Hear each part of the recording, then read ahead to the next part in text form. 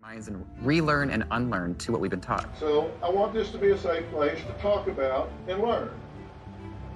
As you can see, there's an ongoing evolution of language and how people can identify. My next guest, author and conservative host of Daily Wire's The Matt Walsh Show, talking about his recently published children's book that has since been removed online by a popular large retail chain. Now, Matt says gender is not a social construct, but rooted firmly in biology. True? True. As human beings, we have a sex, male or female. That is a biological scientific fact. Now, gender is a linguistic term. Words have gender. People don't. You can have whatever self-perception you want, but you can't expect me to take part in that self-perception or to take part in this kind of charade, this theatrical production. You don't get your own pronouns, just like you don't get your own prepositions or your own adjectives. You know, it's like if I were to tell you, my adjectives are handsome and brilliant, and no matter whenever you're talking about me, you have to describe me as handsome and brilliant because that's how I identify. So you think it's a delusion? Well, this is one of the problems with this left-wing gender ideology is that no one who espouses it can even tell you what these words mean. It's like, what is a woman? Well, can you tell me what a woman is? No, I can't. Womanhood is something that is an umbrella term. It includes people That who describes what? people who identify as a woman. What is that? Was to each their own. Okay. Each woman, each man, each person is going to have a different relation with their own gender identity and define it differently. So you that's want to the reduce problem. women, you want to reduce men down to maybe just their genetics, our genitals, No. our chromosomes, right? That's what you're What saying. you want to is do that is that's what we what are you at the end of the day. want to do is appropriate women. You want to appropriate womanhood Okay. and turn it into basically a costume that could be worn.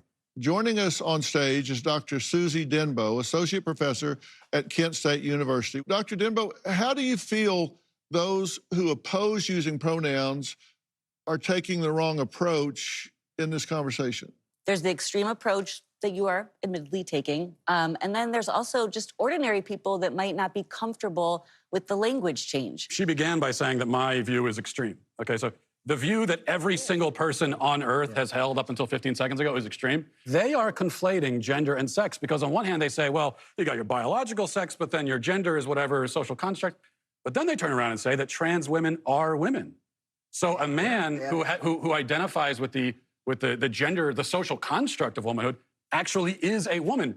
Part of me wants to ask why you care so much, because it's really not that big of a deal. Oh, yeah, can I answer that? I care about the truth. So basic truth matters. I want to live in a society where people care about the truth. I care about children, and these insane ideas do about too. gender are being foisted on kids, and that bothers me quite a bit. I care about the women who are having their opportunities stolen from them. I care quite a bit, yeah. I wanted us to have a safe place to be able to talk about this, and it seems like we should just keep the dialogue going and hopefully find some middle ground.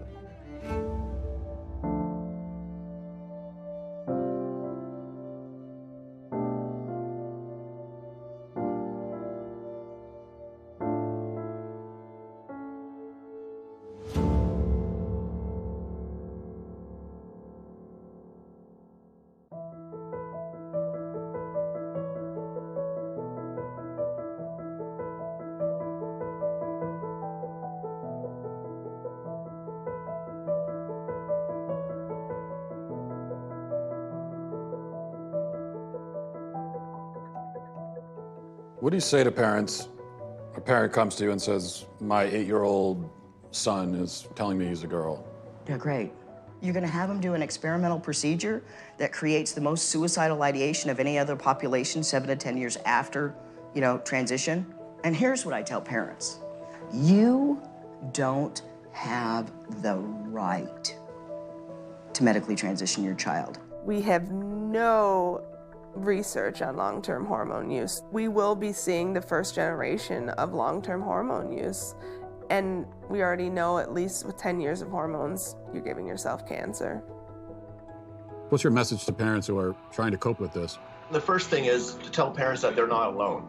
It is our responsibility as a parent to be the frontline defense for our children. And I know with my child, a lot of people will say, was it worth it? Because you now seemingly have lost your child. And I'll say, yeah, but at least I've saved my conscience and my morals and my convictions. And when my child turns 25 and says, Dad, where were you? I'll say, I was there. I was fighting as hard as I could. I was not prepared to let this happen.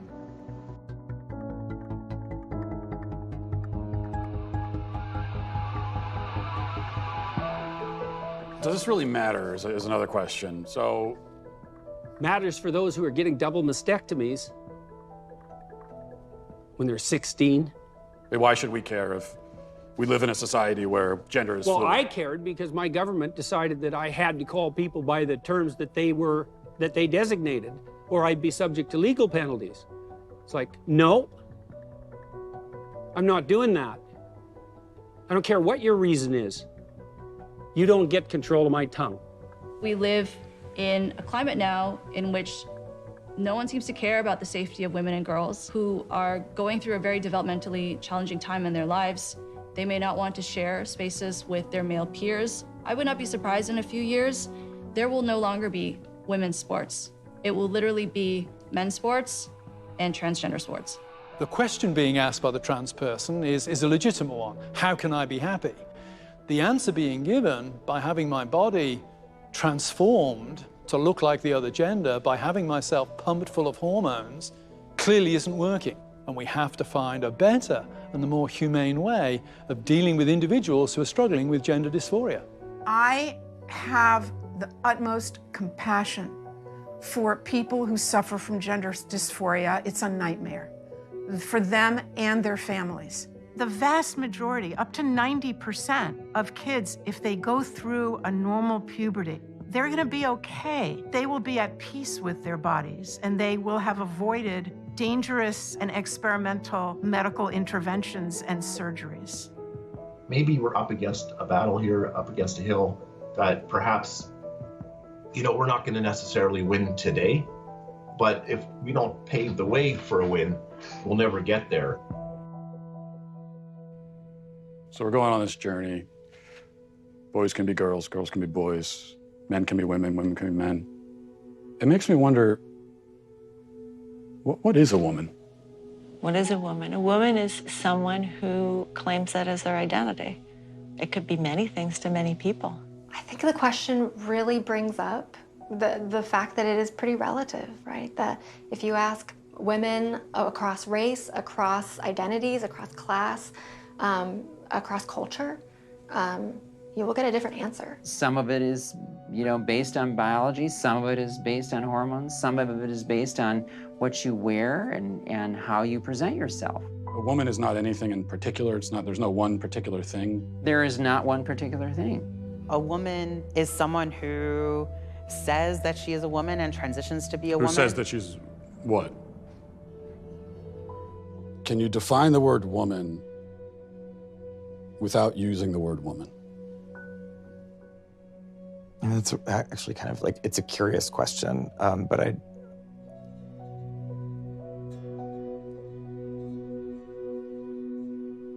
We've been journeying across the country asking people this question, and almost nobody can answer it. What is a woman? What is a woman? Marry one and find out. So I should go home and ask my wife, I guess. Yeah.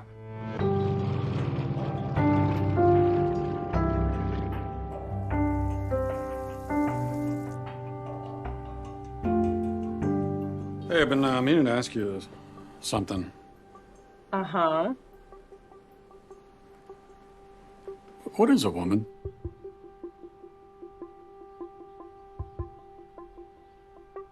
An adult human female who needs help opening this.